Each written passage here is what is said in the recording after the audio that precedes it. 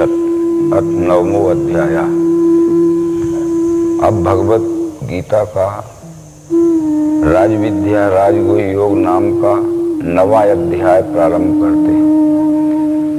इसके पहले हमने 7वें और 8वें अध्याय पे जो प्रकाश डाला था उसमें ये विश्व ही विश्वरूप परमात्मा है, इसका प्रयोग से स्पष्टीकरण था, परंतु एक दो बार के समझाने में ठीक से निश्चय स्थिर नहीं हो पाता है, इसलिए पुनरावृत्ति उसकी करना पड़ती है। इस 9वें अध्याय में भगवान श्री कृष्ण अर्जुन को उसी विश्वरूप दर्शन की पुनरावृत्ति उसके अंतःकरण में निश्चय स्थिर पक्का हो जाने के लिए करते हैं। श्री भगवान बोले, इदम तुते गुह्यतम प्रवक्षाम मनुसूयवे ज्ञानम विज्ञान सहितम यद ज्ञात्वा मोक्ष से सुभात राजविद्या राजगुह्य पवित्रमिदमुत्तमं प्रत्यक्षावगमं धर्म्यं सुसुखं कर्तुं व्ययम् अश्रद्धाना पुरुषा धर्मस्यास्य परन्तप अप्राप्य माम निवर्तन्ते मृत्यु संसार वर्तमनि। इन 3 श्लोकों का आशय यह है कि जिस परमात्मा का ज्ञान होने से ये मनुष्य शरीर धारण किया हुआ जीव आत्मा सब प्रकार के रोचक भयानक अंधविश्वास के रूढ़ मानदी से छूट जाता है, संशय भ्रम से छूट जाता है। वह विज्ञान युक्त ज्ञान यानी दिव्य चक्षु का स्पष्टीकरण युक्त बोध में तुझे देता हूँ। ये दिव्य चक्षु को राजविद्या और राजगुह्य कहा है। राजविद्या कहने का कारण यह है कि संसार में जितनी भी विद्याएं हैं ये सब विद्याएं केवल मनुष्य का कौटुंबिक, सामाजिक और सांसारिक सुखमय जीवन चलाने के लिए हैं, परंतु अन्य विद्याओं से जीव की जिस परमात्मा का अंश है उसमें तदात्म स्थिति नहीं हो सकती। इसलिए विद्याओं के भी बहुत से विचार किए गए हैं। जो विद्याएं हैं 14वें अध्याय में आई हैं, ज्ञाना नाम ज्ञान उत्तमम, उन विद्याओं के नाम भी यहाँ बतला देना आवश्यक है। ब्रह्म ज्ञानम रस ज्ञानम वेदम स्वरधरम तथा व्याकरणम ज्योतिषम चैव धनुर्विद्या तथा मता जलोत्तारणकम न्याया कोकाश्चासुरोणी तथा नट विद्या किस्र वैद्यम विद्या हेते चतुर्दशा। ये विद्याएं मनुष्य को अपना कौटुंबिक, पारिय और सामाजिक एवं सांसारिक जीवन चलाने के लिए जरूरी है, परंतु इनसे मूल उद्देश्य की पूर्ति नहीं होती है, परमात्मा दर्शन जन अनुभव नहीं होता। राज विद्या कहने का मतलब 10वें अध्याय में यही था, अध्यात्म विद्या विद्या नाम। जितनी भी विद्याएं हैं इनमें अध्यात्म विद्या ये सर्वश्रेष्ठ विद्या है। अर्जुन ने भी 7वें अध्याय में 13वें अध्याय में उसको स्वीकार किया था, परंतु राजविद्या कहने का दूसरा कारण यह है कि अध्यात्म विद्या से राजनीति का और राजनीति से समाज व्यवस्था का अटूट संबंध है। यह अध्यात्म विद्या यदि प्राप्त नहीं हुई तो राज्य कारण चलाने वाले लोग सामाजिक व्यवस्था नहीं कर पाएंगे। ये राज्य संस्था समाज की व्यवस्था चलाने के लिए है। अगर समाज में कोई गड़बड़ी ना हो तो राज्य संस्था की ही जरूरत नहीं है। इस तरह से राज्य चलाने वाले लोग जब तक इस अध्यात्म विद्या को न अपनाएंगे तब तक राज्य कारण सफल नहीं हो सकता है। ये पवित्र है, इसमें किसी भी प्रकार का रोचक भयानक उपवास, पूजा पाठ, तीर्थ इत्यादि किसी भी प्रकार की उलझन नहीं है और उत्तम है, सर्वश्रेष्ठ है। प्रत्यक्षावगमम धर्म्यम, इस विद्या के द्वारा ये विश्व ही परमात्मा है, इसका प्रत्यक्ष दर्शन जन्य अनुभव होता है। सुसुखम कर्तव्यम, और ये सुख पूर्वक सरलता से साध्य होने वाली है, ये 9वें अध्याय में कहा गया है। परंतु इस अध्यात्म विद्या में जिससे कि ये विश्व ही विश्वरूप परमात्मा यह निश्चय अंतःकरण में धारण होता है, जिसको श्रद्धा नहीं रहेगी तो मेरी प्राप्ति बिना घूमे सदा संसार चक्र में, उनको ये परमात्मा की प्राप्ति नहीं हो सकती है और जन्म मृत्यु का संसरण बंद नहीं हो सकता है। ये इन तीनों श्लोकों के बतलाने का यही कारण है। निष्कर्ष इसका ये है, ये विश्व ही विश्वरूप परमात्मा है। यह दिव्य दृष्टि योग के द्वारा प्रत्यक्षीकरण की युक्ति से मिलान करके देखने पर अपने अंतःकरण में धारण हो जाना ही धर्म है और फिर तदनुसार अपने स्वकर्म द्वारा यथोचित सेवा में व्यवहार होना ही हमारा कर्माचरण है। ये भगवत गीता ब्रह्म विद्या के अपरोक्ष अनुभव का कर्मयोग शास्त्र है। जो कुछ कहा था वो इस चौथे श्लोक में कृष्ण जी कहना चाहते हैं।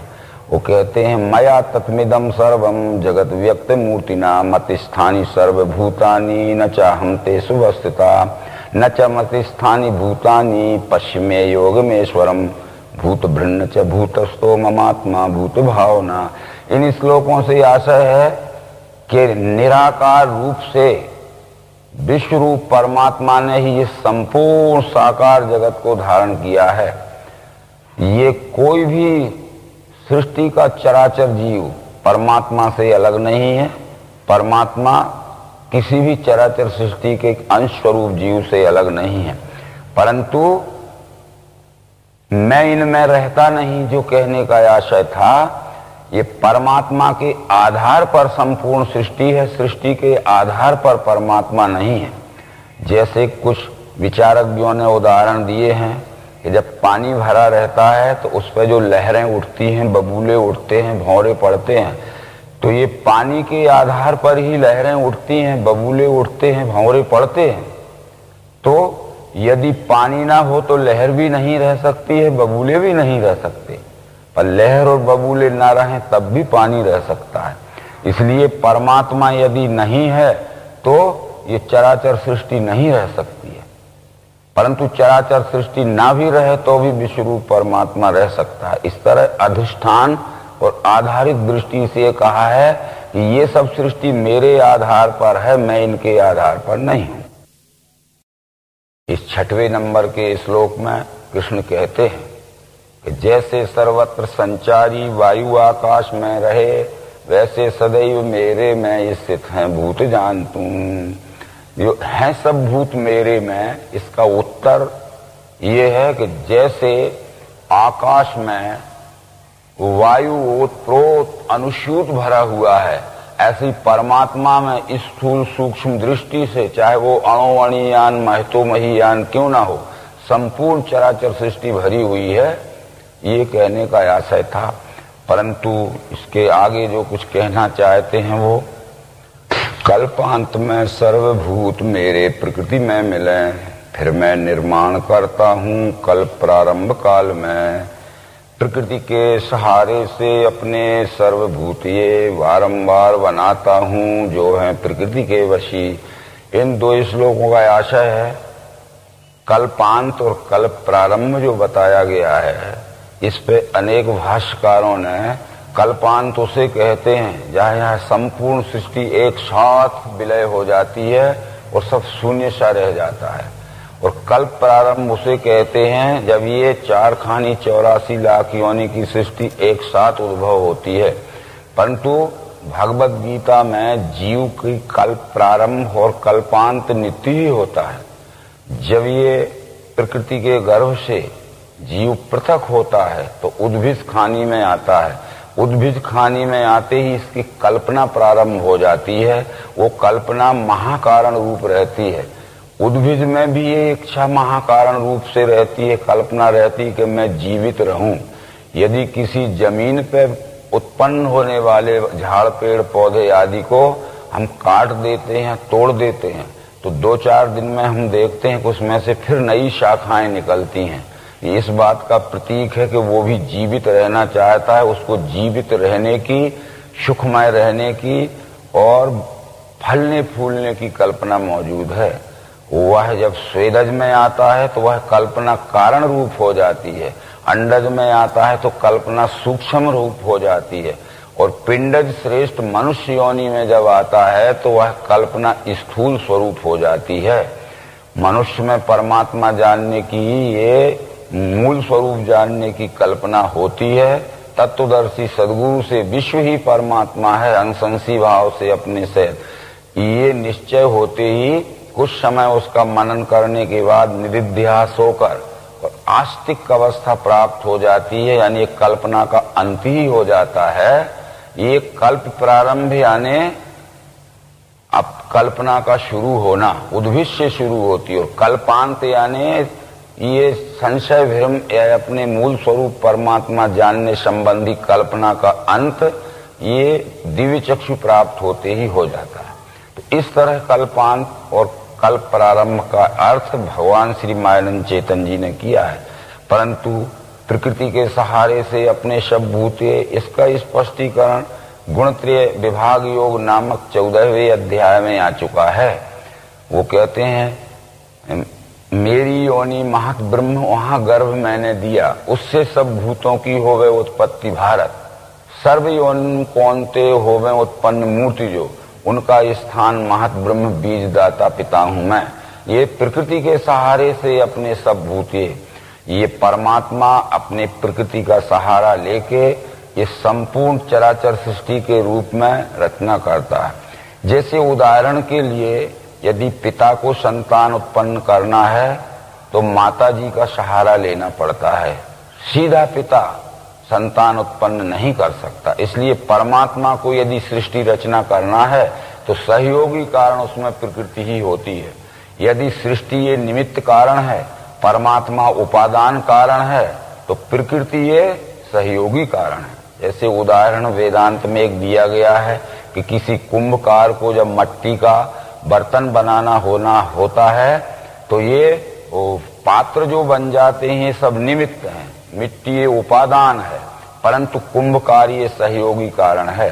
यदि मिट्टी को पात्र बनना है, यदि कुंभकार ना हो तो मिट्टी पात्र नहीं बन सकती। इस तरह से प्रकृति के सहारे से, सहयोग से ये संपूर्ण सृष्टि में रचता हूं, बारंबार बनाता हूं, जो है प्रकृति के कर्म में प्रकृति के मैं रहता हूं, संग त्याग के भूतों के कर्म से मुझको नहीं बंध धनंजय। परंतु प्रकृति अपने कार्य में स्वतंत्र है, अपने त्रिगुणों का सहारा लेके उद्भव करना, उसको कायम रखना और समय पाते ही अपने में विलय कर लेना, ये प्रकृति के 17 स्तंभ 3 गुणों की स्वाभाविक उत्पत्ति, स्थिति और लय कार्य स्वरूपणी लीला है। मैं उसमें कोई हस्तक्षेप नहीं करता हूं, परंतु निर्देशन मेरा ही रहता है, नेतृत्व मेरा ही रहता है, यानी विश्वरूप परमात्मा का। मयि अध्यक्षेण प्रकृति सुयेते सचराचरम हेतुनानेन कौनते जगत विपरिवर्ते। आशय इससे यही है कि मेरे नेतृत्व में संपूर्ण चराचर सृष्टि की प्रकृति रचना करती है। इसी कारण से प्रकृति के 3 गुण प्रकृति अपने सृष्टि रचना के लिए सहयोग में लेती है। तो ये रजोगुण से उद्भव, सत्वगुण से स्थिति और तमोगुण से विलय होते रहता है। ये स्वाभाविक है। यदि कोई चाहे कि उत्पत्ति स्थिति लय का ये अखंड मंडलाकार चक्र बंद हो जाए तो कदापि संभव नहीं है। इसलिए अर्जुन, ये उत्पत्ति स्थिति लय का चक्र तो चलता ही रहेगा। तू ये जो समझ रहा है कि मैं मारूंगा ये सब मरेंगे और मैं नहीं मारूंगा तो नहीं मरेंगे, ये कर्ता धर्ता तू नहीं है। कर्ता धर्ता सब इसमें ईश्वर और उसकी गुण साम्या प्रकृति है। मनुष्य देह लेने से मूढ़ जाने नहीं, मुझे स्वामी भूतन का मेरा श्रेष्ठ भाव नहीं लखें। परंतु मैं विश्वरूप परमात्मा, ये विश्वरूप का और विश्वरूप की उत्पत्ति स्थिति लय की स्वाभाविक लीला का ज्ञान कराने के लिए इस मानव शरीर में अवतरित होता हूं। तो ये साधारण यानी अज्ञानी लोग इस मुझे नहीं पहचानते हैं। इस कारण से वो मेरे से विरोध और बैर भी कर सकते हैं। उनकी आशा कर्म ज्ञान व्यर्थ शून्य विवेक, वो स्वभाव मोह दाता वे राक्षसी आसुरी गए। देवी स्वभाव वाले जो महात्मा पार्थ वे मुझे अनन्य भाव से सेवें आदि अव्यय जान के। जो अज्ञान के अंधेरे में पड़े हुए हैं उनका ज्ञान भ्रमित रहता है, ज्ञान नष्ट रहता है। ज्ञान नष्ट रहने से उनका चित्त भी भ्रमित रहता है। चित्त भ्रमित रहने से उनके कर्म भी भ्रष्ट होते हैं और कर्म भ्रष्ट होने से उनको अत्यंत दुखमय पतन का फल भी भोगना पड़ता है। परंतु जो देवी प्रकाश में आ गए हैं, सत्वगुण की विज्ञान प्रकाश में आ गए हैं, वो भजन्ति नन्य मनुष्यो ज्ञात्वा भूतादिम व्ययम, यानी वो विश्व रूप परमात्मा को जानकर ज्ञात्वा वो भजन्ति नन्य मनुष्यो अनन्य भाव से सेवा करते हैं। परंतु ऐसे मनुष्य निश्चयी रहते हैं। ज्ञान से भजने वाले कोई बे मुझको भजें, सदगुरु में, विभूति में और संपूर्ण विश्व में। यहाँ श्री कृष्ण जी ये बतलाना चाहते हैं कि ज्ञान गुणानुसार 3 प्रकार का होता है, सत्वगुणी ज्ञान, रजोगुणी ज्ञान और तमोगुणी ज्ञान।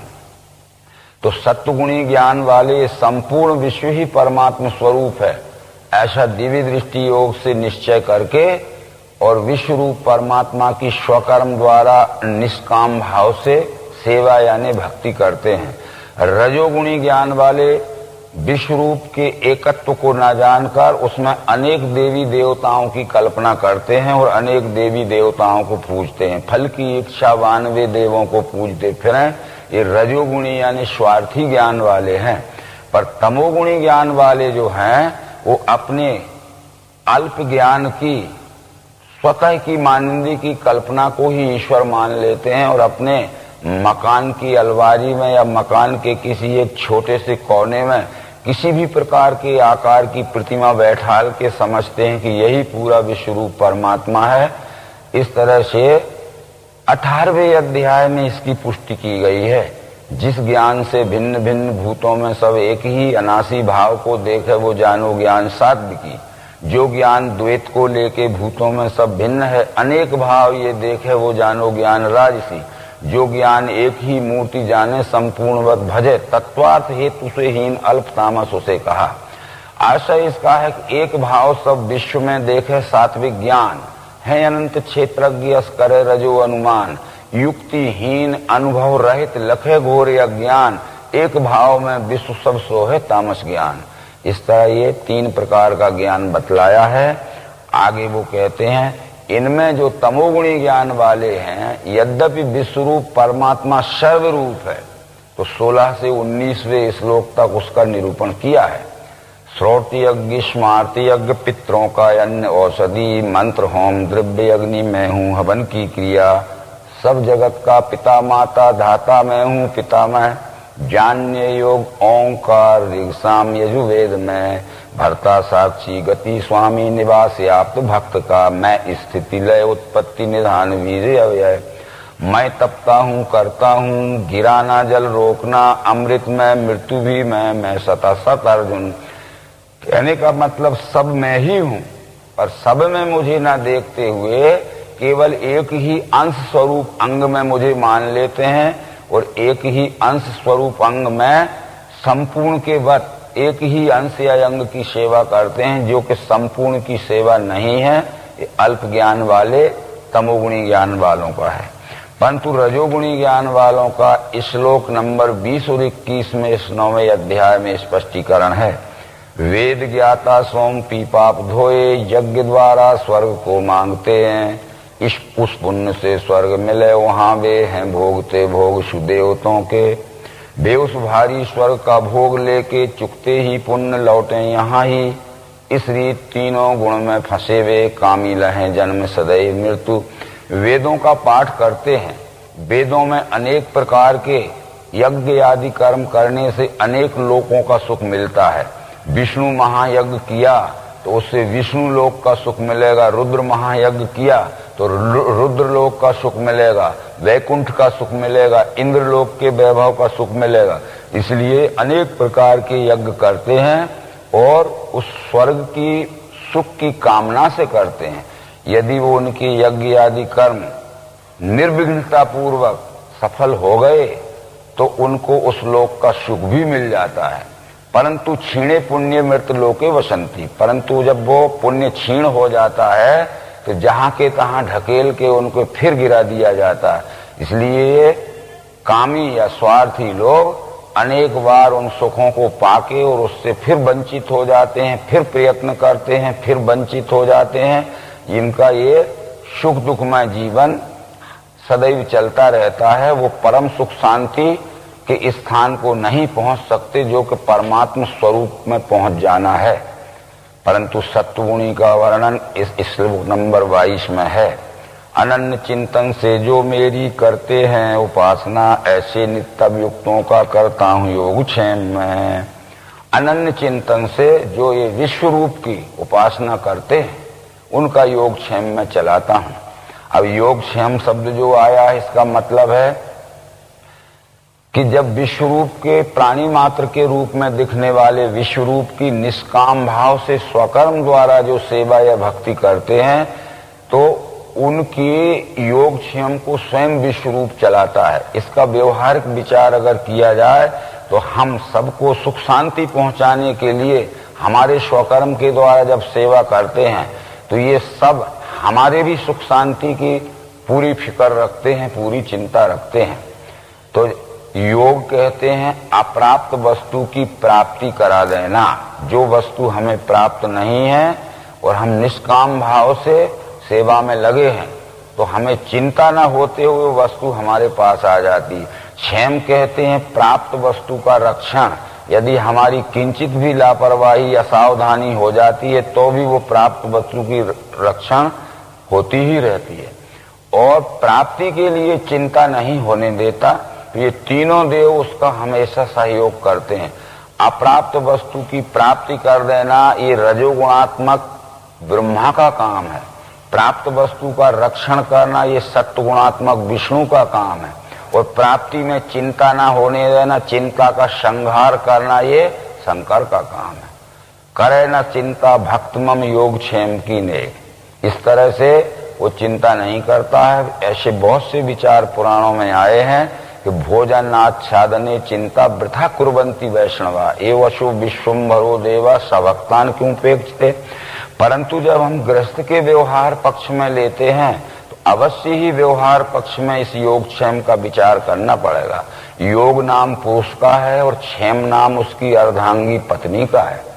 पुरुष दिन भर में कमा के लाता है और घर में योग करता है और उस घर में आए हुए धन का जो योग होता है तो क्षेम यानी कुशलता पूर्वक पत्नी रक्षण करती है। इसलिए योगक्षेम घर में ही रहता है। तो इस तरह से जो यदि अब आगे का विचार जो है, मेरा रूप नहीं जाने इसी से भ्रम में फंसे, मैं ही हूं सब यज्ञों का भोगता स्वामी परम तुबे। जितने भी कार्य हो रहे हैं और जितना भी ये आदि अंत मध्य है चराचर स्वरूप दिख रहा है ये सब मैं ही हूं। पर मेरे इस विश्व रूप को जो नहीं जानते हैं इसीलिए भ्रम में फंसे हुए इधर उधर भटकते हैं और फिर उनका अशांतिमय जीवन होता है। फिर देवों के भक्त देवों को, पुरखों के पितृलोक को, भूतों के भक्त भूतों को, मेरे भक्त मुझे मिले। ये अंतर कृष्ण जी ने बतला दिया कि जो जिस देवी देवता को पूजता है उसका अर्थ यही है कि देवी देवता कोई आसमान में नहीं बैठे हैं। यदि हमें बलवान बनना है तो बल की विभूति हनुमान है। हम हनुमान का इष्ट करेंगे तो व्यायाम करेंगे, पौष्टिक भोजन खाएंगे और इंद्रिय संयम से रहेंगे तो जरूर हम हनुमान के लोक में पहुंच जाएंगे यानी बलवान हो जाएंगे। हमें बुद्धिवान बनना है तो जरूर हम तत्व ज्ञान का अध्ययन करेंगे, सत्संग करेंगे और बुद्धि का देवता गणेश है उस गणेश को इष्ट मानेंगे। तो हम जरूर यदि प्रयत्न पूर्वक बुद्धिवान बनने के लिए अभ्यास करेंगे तो गणेश लोक में पहुंच जाएंगे, सरस्वती लोक में पहुंच जाएंगे यानी हम स्वयं ही बुद्धिवान इसी मानव लोक में बन जाएंगे। इस तरह से ये विचार हैं। परंतु परमात्मा तो सब प्रकार के सुखों का भंडार है, आगे वो कहना चाहते हैं। इसलिए पत्ते फल फूल तो चढ़ावे भक्ति से मुझे, लेता हूँ सुचिवान का मैं प्रेम का उपहार। तो इस श्लोक में कृष्ण जी ये कहना चाहते हैं कि पत्रम पुष्पम फलम तोयम यो में भक्त्या प्रयच्छति तद हम भक्त उपरते अश्नामि प्रिय तात्मना।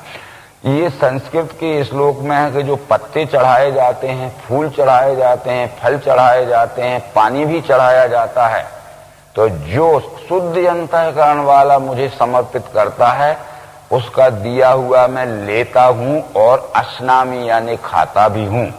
तो कृष्ण ये कहना चाहते हैं कि तुम पत्ते भी चढ़ाओ, फूल भी चढ़ाओ, फल भी चढ़ाओ, पानी भी समर्पित करो, परंतु जो लेता हुआ दिखे और खाता हुआ दिखे उसको देना चाहिए। जब सर्वरूप मेरा ही है तो कपिल ने अपनी माता देवहूति को श्रीमद् भागवत महापुराण के 3 स्कंद में समझाया है कि हे मातेश्वरी, अहम सर्वेषु भूतेषु भूतात्मा अवस्था सदा तम वज्ञाय माम मर्त्य कूते अर्चा विडम्बनम। संपूर्ण चराचर सृष्टि के रूप में मैं हूं, ये सारी चराचर सृष्टि मुझका मेरा ही स्वरूप है। यदि हरी हरी घास के द्वारा मेरी सेवा करना है तो मेरा स्वरूप गाय है, उसमें करिए। यदि पत्तियों के द्वारा मेरी सेवा करना है तो बकरी भी मेरा स्वरूप है, उसे पत्तियां दीजिए, वो लेती और खाती दिखेगी। यदि पानी के द्वारा सेवा करना है तो सूखते हुए झाड़ पर पानी दीजिए, वो ग्रहण करता हुआ और मुस्कुराता हुआ दिखेगा। या प्यासे को पानी दीजिए, वो जरूर लेता हुआ और पीता हुआ दिखेगा। तो आप अपनी सेवा उसको समर्पित करिए जो लेता भी दिखे और उसको खाता पीता भी दिखे। हम तो वो सेवा करते हैं केवल पाषाण की, कि जो ना लेता दिखता है ना खाता दिखता है। केवल अंधविश्वास से हमने उसमें ये भावनाएं आरोपित कर ली है। इन श्लोकों की आशा, तू जो कौन ते करता है यज्ञ दान तप क्रिया खान पान आदि वो सारा मेरे को अर्पण कर, ऐसे अच्छे बुरे फल से कर्मों के बच जाएगा, संन्यास योग युक्ति से मुक्त हो पाएगा। मुझे तू जो कुछ भी करता है, खाना पीना और भी लेना देना, ये सब विश्वरूप की सेवा के अर्पण हो।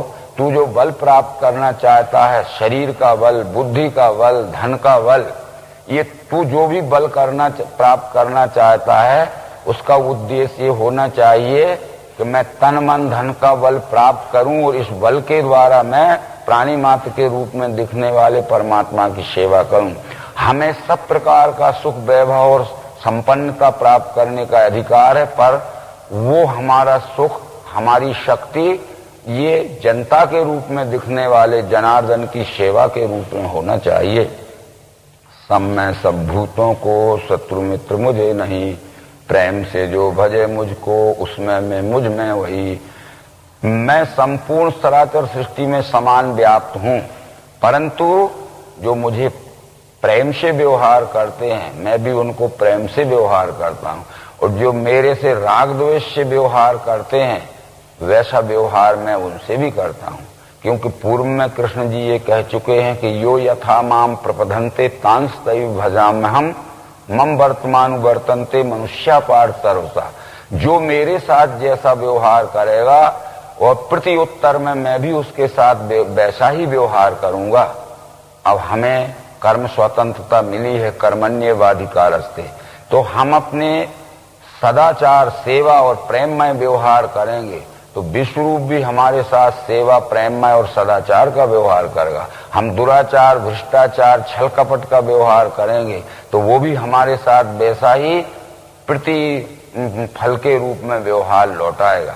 एक छोटा सा दृष्टांत स्वरूप उदाहरण दिया जाता है कि जब हम किसी नदी या किसी पहाड़ की टेकड़ी के किनार में जाते हैं, वहां जब हम जोर से चिल्लाते हैं तो जो शब्द हमारे मुंह से निकलते हैं वो रिफ्लेक्ट होके प्रतिध्वनि के रूप में हमारे ही कान के ऊपर आते हैं।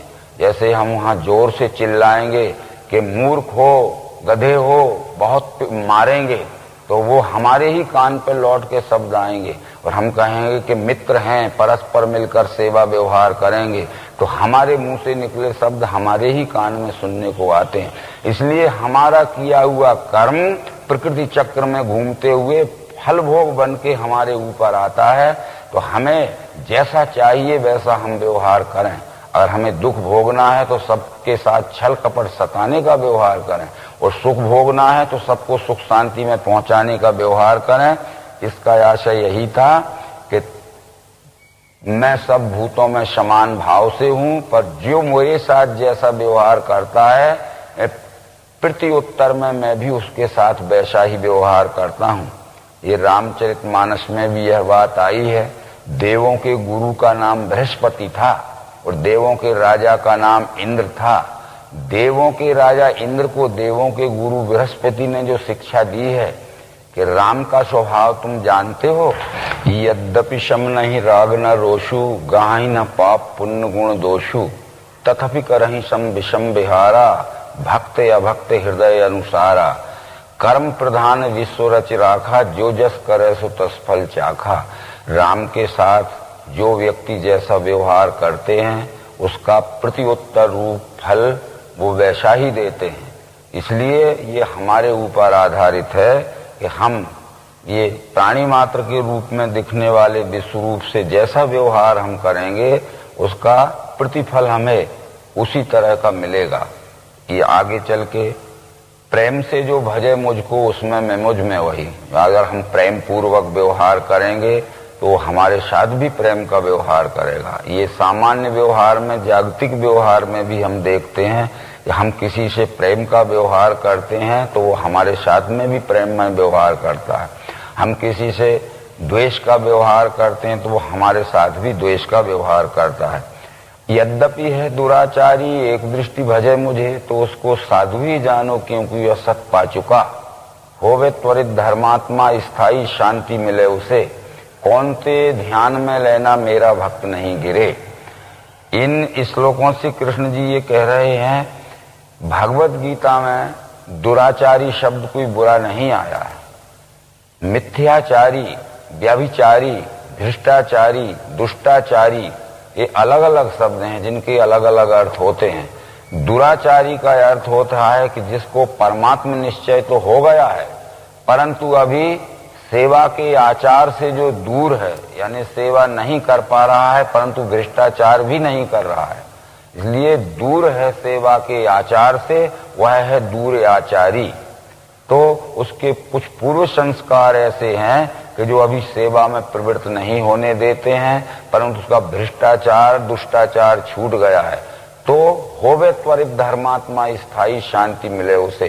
पूर्व के जो संस्कार बाधक रहते हैं सदाचार युक्त सेवा में संलग्न करने के लिए, वो संस्कार क्षय होते ही शीघ्र ही वो धर्माचरणी हो जाता है। कौन ते ध्यान में लेना मेरा भक्त नहीं गिरे। जो एक बार जिसको विश्व रूप का निश्चय हो चुका है तो इस बात को अर्जुन ध्यान में रखना कि उसका कभी भी अधपतन नहीं हो सकता है। ये बतलाते हुए मेरे आश्रय से पार्थ पापी चांडाल आदि भी स्त्रियां वैश्य सूर पाते हैं श्रेष्ठ वो गति। कृष्ण जी ने कहा कि मेरे समय में भी ये जातीय विषमता बहुत बढ़ गई है। लोग पापियों को, चांडालों को, अछूतों को, स्त्रियों को भक्ति के अधिकार से वंचित कर दिया गया है। जब इस तरह का समय आता है ये मानव जगत में कि स्त्रियों को वेदों में भक्ति में अधिकार नहीं है, पापियों को, चांडालों को, अछूतों को भक्ति में और वेदों के पठन पाठन का अधिकार नहीं है, अधिकार से वंचित कर दिया जाता है, तभी ये धर्म गिलानी का एक दृश्य स्वरूप ये दिखता है। तो मैं ये समान अधिकार दिलाने के लिए आता हूं, इसलिए मेरी भक्ति का खुला अधिकार पापियों को, चांडालों को, अछूतों को और स्त्रियों को दिलाने के लिए ही मैं आया हूं। कारण कि जितने भी अवतार हुए उनके समय में ये मत पंथ संप्रदाय की विषमता थी, जातीय विषमता थी। रामायण में 7वें अवतार श्री रामचंद्र के इतिहास के विषय में जब हम पढ़ते हैं तो महाराज दशरथ के घर में जो उस समय तक हो रहा था और राज्य में जो उस समय तक हो रहा था, अनेक प्रकार का अंधविश्वास, रूढ़वाद और ऊंच नीच की विषमता का विषम परिणाम फैल चुका था। राम का अवतार होते ही सबसे पहले उन्होंने ये व्यवस्था की कि समाज के एवं नगर के एवं राज्य के हर व्यक्ति को, चाहे वो गरीब हो, चाहे धनवान हो, चाहे छूत हो, चाहे अछूत हो, सदैव मेरे से मिलने का खुला अधिकार है, वो कभी भी मिल सकता है। तब जब ते राम ब्याह घर आए, नित नव मंगल मोद बधाए, भुवन 4-10 भूधर भारी, सुकृत मेघ वर्षें सुखकारी, यही विधि पुर नर नारी सुखारी, रामचंद्र मुखचंद्र निहारी। नगर के सब स्त्री पुरुष सुखी थे क्योंकि प्रतिदिन राम से मिलने का और अपनी समस्याएं सुना के समस्याओं के निराकरण का समय राम देते थे। इसके बाद जब राम का वनवास हुआ तो सबसे पहले उन्होंने उस स्थान में अपना निवास स्वीकार किया कि जहां ऊंची जाति के जातीय अभिमानी लोग जिनको छूते नहीं थे और दक्षिण की ओर से रक्ष संस्कृति का प्रचारक रावण बलात् तलवार के बल पर धर्म परिवर्तन कर रहा था। वो कोल, किरात, निषाद, बानर, भालू, वृक्ष आदि अछूत लोग थे। तो ऊंच नीच मध्यम नर नारी, लहाई दरस निज निज अनुहारी, सावधान सभी सन्मान ही, सकल सराहत कृपा निदान। ऊंच नीच मध्यम स्त्री पुरुष छूत अछूत सब राम से मिलने आते थे। सावधानी से राम सबका आदर करते थे, इसलिए राम की सब प्रशंसा करते थे। इसके बाद भी राम के छोटे भाई अनुज भरत और राम के कुरुकुल वशिष्ठ जो राम से मिलने जब चित्रकूट में गए थे, तो लोक वेद सब भांतहु नीचा, जासु छाह सो ले वहीं सींचा। ते भर अंक राम लघु भ्राता, मिले शकल परिपूरत गाता। जिनको जाति अभिमानियों की छाया पड़ने पर भी छूत लग जाती थी, ऐसे अछूत लोगों को भरत और राम के कुलगुरु वशिष्ठ गले से गला लपेट के मिले, उनको छुआछूत नहीं लगी। उन अछूत लोगों ने भरत और वशिष्ठ को जो उपहार में भोजन दिया था, बड़े प्रेम से खाया। उनकी गरीबी की ओर देखकर उनका मूल्य चुकाने लगे भोजन का। तो दे मोल बहु मोल न लेही, फेरत राम दुहाई देही। तो ये भी एक अवतार लेने का कारण होता है कि मानव मानव सब समान हैं। किसी जाति में पैदा होने से कोई ऊंचा नहीं होता है, कर्म से मनुष्य ऊंचा होता है। यदि जाति में पैदा होने से ऊंचा होता तो रावण उत्तम कुल का ब्राह्मण था, परंतु कर्म निकृष्ट होने से उसको सपरिवार वध का दंड मिला। शौरी निषाद आदि जाति में नीचे थे, परंतु उनके कर्म अच्छे थे, सदाचारी थे, जनसेवी थे।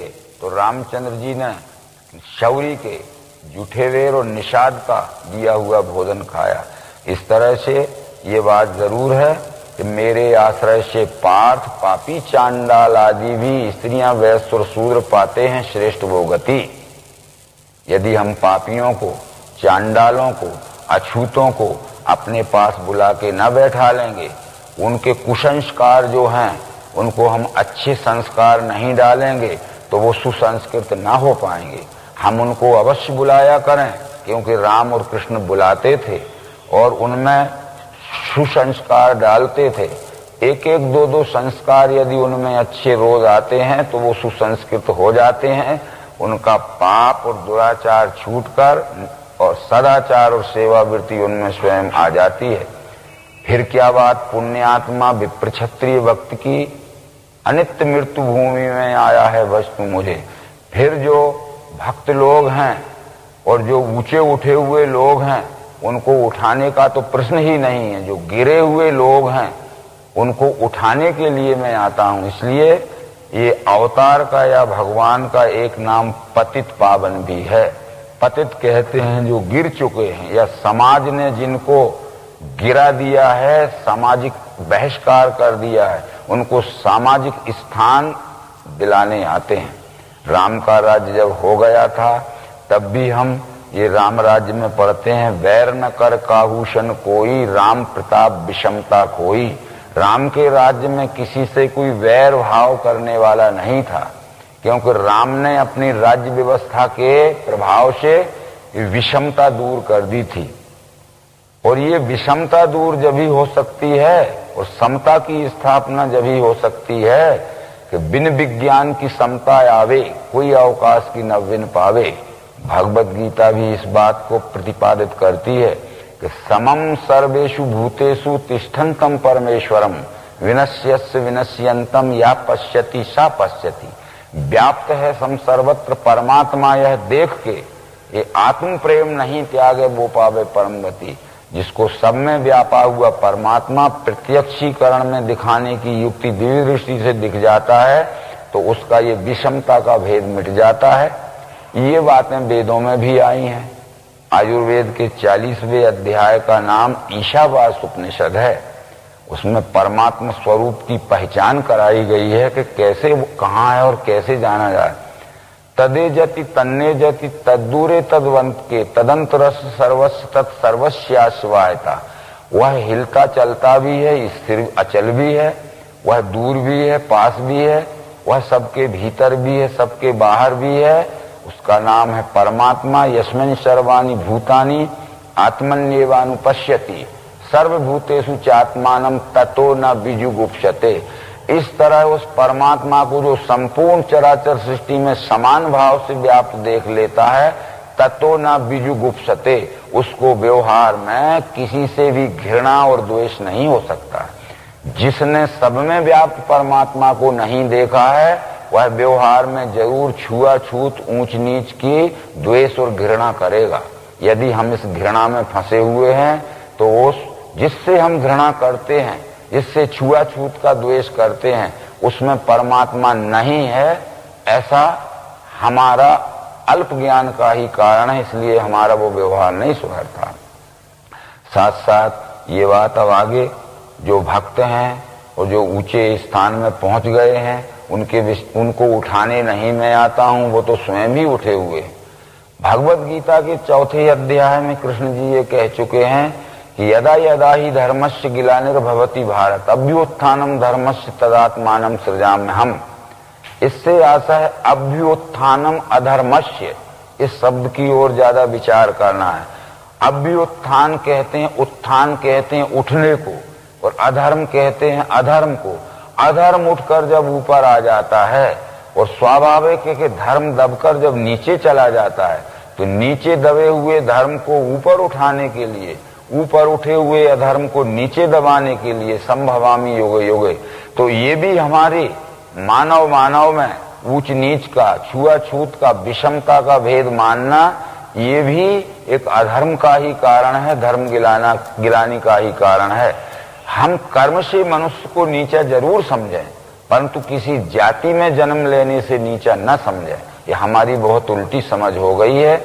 इसलिए इन सब बातों की तरफ देखते हुए अब जहां तक है विषमता, हमारे जिस व्यवहार से मानवीय समाज में विषमता फैलती है, उसका नाम विष है, क्योंकि श्रुति कहती है विषाद जनकत्वाद विषम।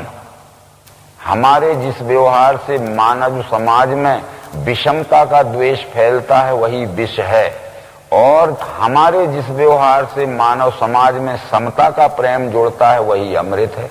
बस इतना विचार करके हमें विश्व रूप के मानवों से समता के प्रेम का व्यवहार जोड़ना चाहिए, तब हम वो परमात्मा का दर्शन कर चुके। फिर क्या बात, मेरा ध्यान भक्ति करना, पूजना नमना मुझे, यूं मेरी धुन छाने से मुझ में मिल जाएगा। यहाँ कृष्ण जो मेरा कहते हैं, ये व्यष्टि भाव से नहीं कह रहे हैं, वसुदेव के पुत्र बन के नहीं कह रहे हैं, ये परमात्मा भाव से कह रहे हैं कि जो इस विश्व ही विश्व रूप परमात्मा है, ऐसा देखकर, जानकर, पहचान कर जो इस विश्व रूप परमात्मा के साथ सेवा में, प्रेम में व्यवहार करता है, मेरा ध्यान और भक्ति करता है, और हर प्रकार का व्यवहार परमात्मा स्वरूप जान के करता है, तो वो मेरे ही स्वरूप में मिल जाता है। अब प्रश्न ये उठता है, यदि विश्वरूप परमात्मा हमने जान भी लिया, तो सेवा के 4 अंग होते हैं, ये हम जानते हैं। ये सेवा के 4 अंग जो हैं, शिक्षा, रक्षा, व्यापार और श्रम। इस शिक्षा देने वाले शिक्षक को ही ब्राह्मण कहते हैं, न्याय रक्षा करने वाले रक्षक को ही क्षत्रिय कहते हैं, व्यापार व्यवसाय आयात निर्यात या प्रोडक्शन करने वाले व्यापारी को ही वैश्य कहते हैं, और श्रमिक या मजदूर को ही शूद्र कहते हैं। सारे संसार की सुखमय व्यवस्था सेवा के 4 अंग मिलके होती है।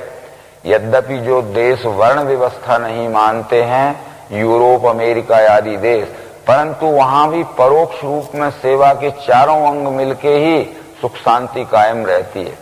यदि अमेरिका, यूरोप में, ऑस्ट्रेलिया में शिक्षा देने वाले शिक्षक ना हो, ज्ञानी ना हो, इस ज्ञानी का नाम ही ब्राह्मण है, तो वहां का भी काम ठीक नहीं चल सकता है। वहां न्याय रक्षा करने वाले रक्षक क्षत्रिय या शूरवीर ना होवे, तो देश की बाहरी सीमाओं की रक्षा फौज करती है, अंदर पुलिस और जज करते हैं, ये सब रक्षक न्याय करने वाले ही क्षत्रिय हैं। वहां फैक्ट्रियां लगा के माल का उत्पादन करने वाले, आयात निर्यात करने वाले व्यापारी या वैश्य न हो, तो वहां का काम भी नहीं चल सकता है। और वहां लेबर न हो तो भी, मजदूर न हो तो भी काम नहीं चल सकता। इसलिए जो अध्यात्म शास्त्र ने ब्राह्मण क्षत्रिय वैश्य शूद्र नाम रखे हैं वो गुणवाचक नाम है। मनुस्मृति में इसका स्पष्टीकरण किया गया है। विप्राणाम ज्ञानथो ज्येष्ठम, क्षत्रियाणाम बल वीर्यता, वैश्याणाम धान्य धनता, शूद्राणाम एव जन्मता। जो ज्ञान विज्ञान देने में सबसे श्रेष्ठ होता है उसको ब्राह्मण कहते हैं, चाहे वो किसी भी देश में पैदा हो, किसी भी जाति में पैदा हो। जो न्याय रक्षा करने में निष्पक्ष भाव से सर्वश्रेष्ठ होता है उसको क्षत्रिय कहते हैं, चाहे वो किसी जाति का हो, किसी देश का हो। और जो आयात निर्यात प्रोडक्शन आदि व्यापार करके धन धान्य के द्वारा प्राणी मात्र की सेवा करता है उसको व्यापारी को या व्यवसायी को वैश्य कहते हैं, ये किसी भी देश जाति का हो। और जो श्रमिक है, मजदूर है, उसको शूद्र कहते हैं, वो किसी देश। ये ब्राह्मण क्षत्रिय वैश्य शूद्र ये जातियां नहीं हैं, ये गुण कर्म के नाम हैं। भगवत गीता कहती है चातुर्वर्ण्यम मया सृष्टम गुण कर्म विभागशा।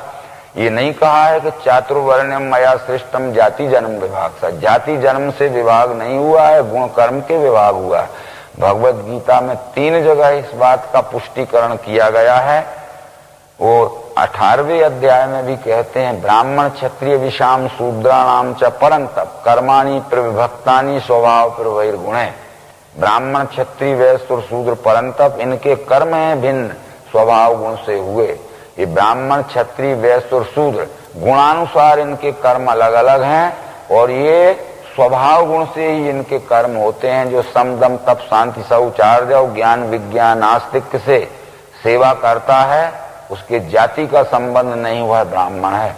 आदि शंकराचार्य ने भी वेदांत में और महामुनि व्यास ने भी पुराणों में इसकी पहचान बतलाई है। वो कहते हैं सात्विको ब्राह्मणा प्रोक्ता क्षत्रियस्तु रजोगुणा, रजो तमस तथा वैश्या शूद्र एव तमोगुणा। यानी सत्व गुण का नाम ही ब्राह्मण है, रजोगुण का नाम ही क्षत्रिय है, मंद रजोगुण का नाम ही वैश्य है और तमोगुण का नाम ही शूद्र है। ये इन गुणों के ही नाम वर्ण है और वर्ण का नाम ही गुण है। परंतु इस विषय में भगवत गीता के पूर्व अध्यायों में हम कह चुके कि तत्व विश्व महाबाहु गुण कर्म विभागयो गुणा गुणेषु वर्तन्ते इति मत्वा न सज्जते। गुणों का कर्म का भेद तत्वविद सत्य हेलक है। जो मनुष्य तत्वविद हो जाता है यानी तत्व ज्ञानी हो जाता है वो कौन सा गुण कौन से कार्य में कुशलता पूर्वक सफल होता है ये वो जानता है। तो यानी कर्म से हम गुण की पहचान करते हैं और गुण से वर्ण की पहचान होती है।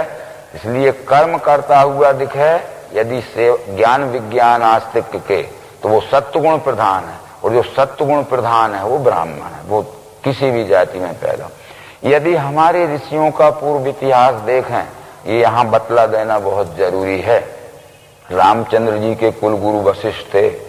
महाभारत के आदि पर्व में लिखा है गणिका गर्भ संभूतो वशिष्ठ महामुनि तपसा ब्राह्मणा जाता संस्कारस तत्र कारणम।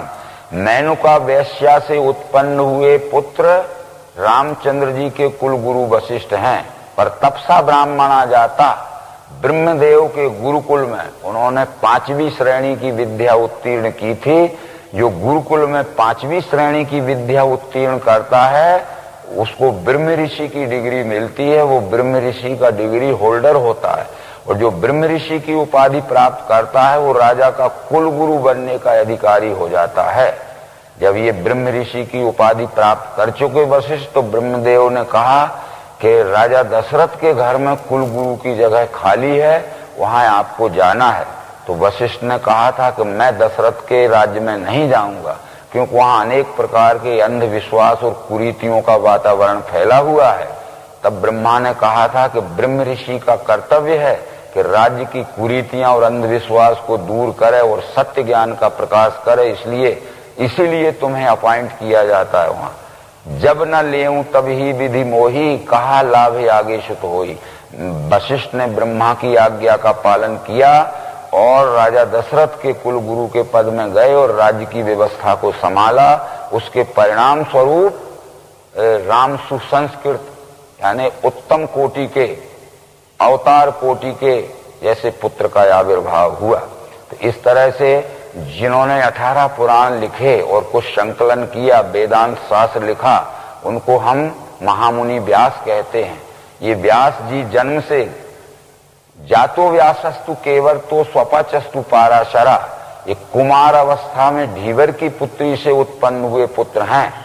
परंतु यदि कोई कहे कि ये स्त्री किसी भी जाति की हो, पिता की जाति प्रधान मानी जाती है, तो भारत के आदि पर्व में लिखा है कि स्वपचस्तु पाराशरा, जिस पाराशर पिता से पैदा हुए वो पाराशर भी स्वपच था और माता भी ढीवर की लड़की थी, और कुंवार अवस्था में पैदा हुए वो आज भगवान व्यास के नाम से पूजे जा रहे हैं। इसलिए ऐसे अनेक प्रकार प्रमाण हैं। भृगु भीलनी का पुत्र था, कुंभज कुम्हार का पुत्र था। कुंभज इसलिए कहते हैं, कुंभ कहते हैं घड़े को, और जा कहते हैं जन्म को। जो घड़े को बनाता है, घड़ा बनाने वाले के घर में पैदा हुआ पुत्र कुंभज है। ये सारा इतिहास महाभारत में लिखा हुआ है। इसलिए जाति से कोई नीचा नहीं होता है, गुण कर्म से यदि वो ठीक नहीं चलता है तो नीचा होता है। तो ये विचार हम सब जब देखते हैं तो आज हम जाति से ही नीचा मानने लगे हैं। और ये तप आदि जो वर्णन आया है पुराणों में, तो तप क्या है? हम कहते भूखे प्यासे रहना तप है, धूप में बैठना तप है, या कहीं एक पांव से खड़े रहना तप है, या ये बबूल के तेज नुकदार कांटे के ऊपर सो जाना तप है। ये तप नहीं है। तप कहते हैं ता पा, ये शब्द जो हैं शॉर्ट फॉर्म पे बने हुए हैं। ता का अर्थ है तत्व, पा का अर्थ है पहचान। तत्व पहचान के लिए जो अभ्यास किया जाता है उसका नाम तप है।